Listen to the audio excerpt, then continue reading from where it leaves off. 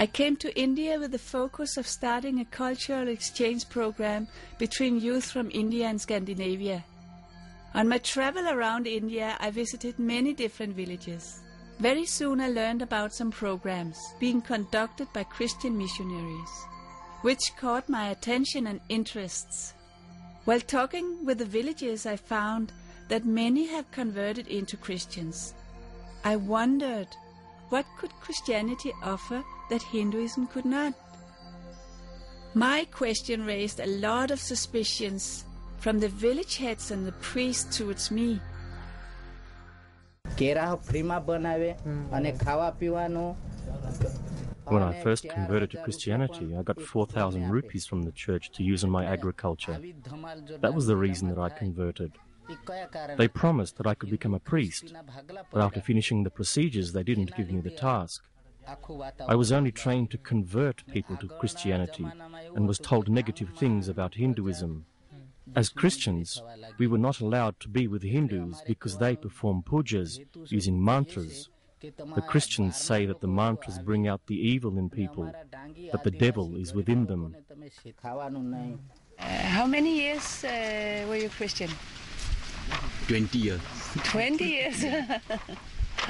I am 22 years old. I was Christian the first 20 years of my life. We have been taught since childhood that Hindus are evil people possessed by devils and demons. We were told not to play with them or talk to them.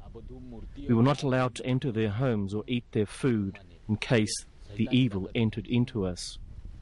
Life between Hindus and Christians is full of hate. I used to be very afraid of the Hindus.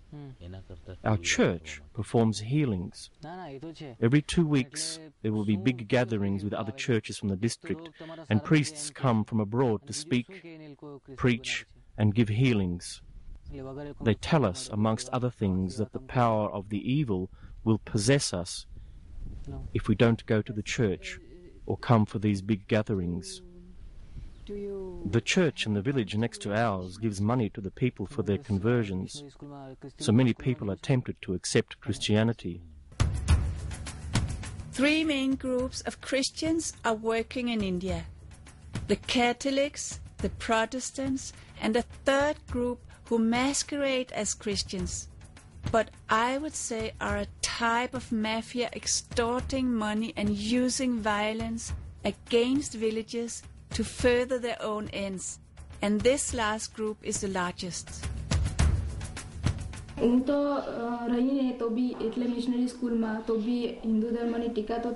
I was taught in the Christian missionary school that to be a Hindu is very bad and to be a Christian is good.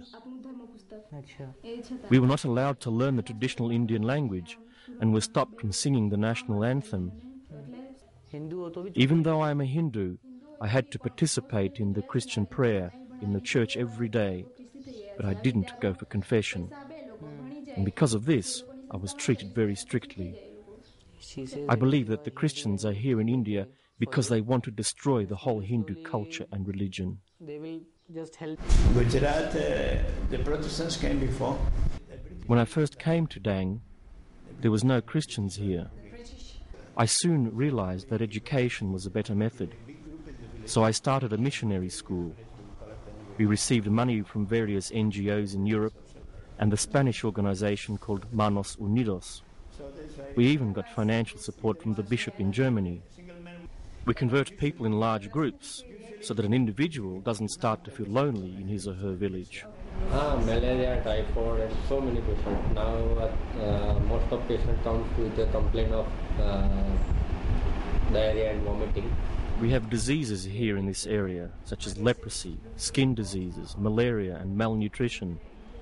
60% of our patients come to us when they are very sick and more difficult to treat, because they first go to the Christian church for healings and other witch doctors who promise them healings, and then after a period when they are not getting better, but worse, then they come to us for treatments.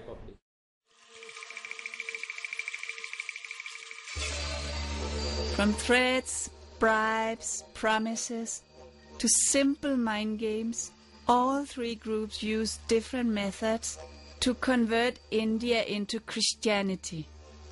The missionaries are taking advantage of the poverty, illiteracy and innocence of the villages.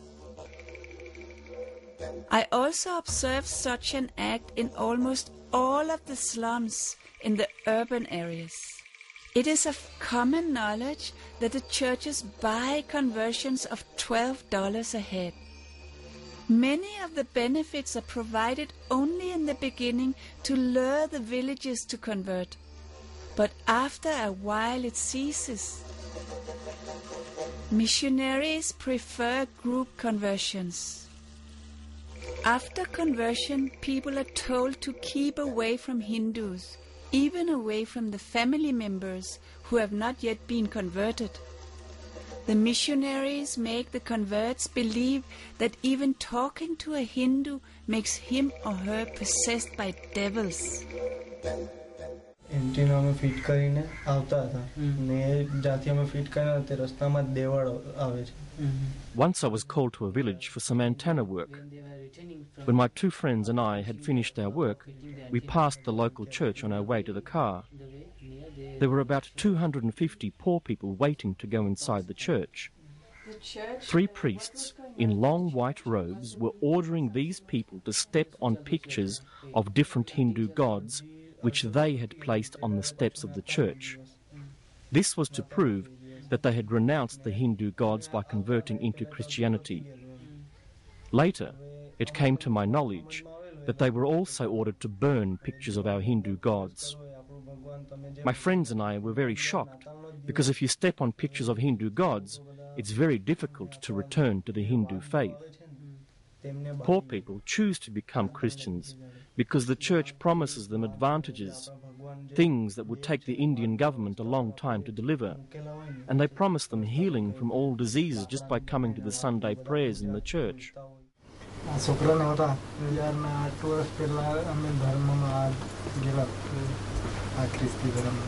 We got converted to Christianity because our son was very sick. We were promised that he would be healed in the church. After 7 years, our son was still very sick, so we decided to reconvert back to Hinduism. Now our son is not sick anymore. There were big church meetings once a month held by foreign priests. In these, they would tell us not to go into a Hindu house where Hindu rituals were performed. We were told not to chant Hindu mantras and not to dress in the traditional Indian way. Christian women are not allowed to wear bindis and bangles and everything else that we traditionally wear as Hindus. We should not take any food from Hindus either. We were told that we could eat meat from cows and pigs, but we never started to do that. Since we became Hindus again, we are not welcomed by Christian people.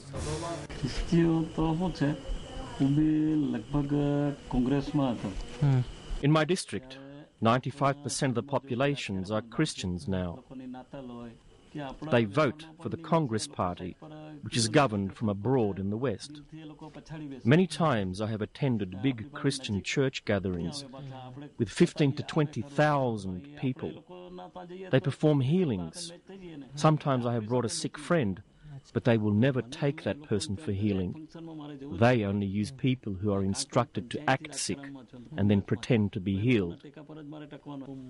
After these meetings, the priest drinks alcohol, uses bad language, and talks about women. A while ago, there was a report in the newspaper exposing a priest, pastor, and his helpers who took advantage of the women in a church. During prayers, the lights went out and the women were raped. It was a big scandal. The Christians create anti-Hindu and anti-national feelings, and they are changing the Hindu culture. No. It is very easy to become a priest. Once in a while, a foreign priest will come from abroad, such as Europe and USA. He will give seminars of 2 weeks' length. After the seminar, participants can open a church in any village they feel like. We go to different villages, perform healings, talk about Jesus, and pray together with the people. That is how we convince them to convert. We have around 200 churches in our district. Jesus is the truth, and Hinduism is evil. The missionaries perform large healing ceremonies and supposedly sick and infirm people are brought up on stage for a miracle cure. To prove that they have indeed given up the Hindu faith, they are made to mutilate, deface and step on pictures of Hindu gods. My experiences in India and the things I witnesses in the name of Christianity left me with a very uneasy feeling. I saw aggressive men forcing a fundamentally flawed belief based on fear and manipulation on the lives of innocent people. I saw people with a rich cultural history dating back more than 5,000 years being destroyed.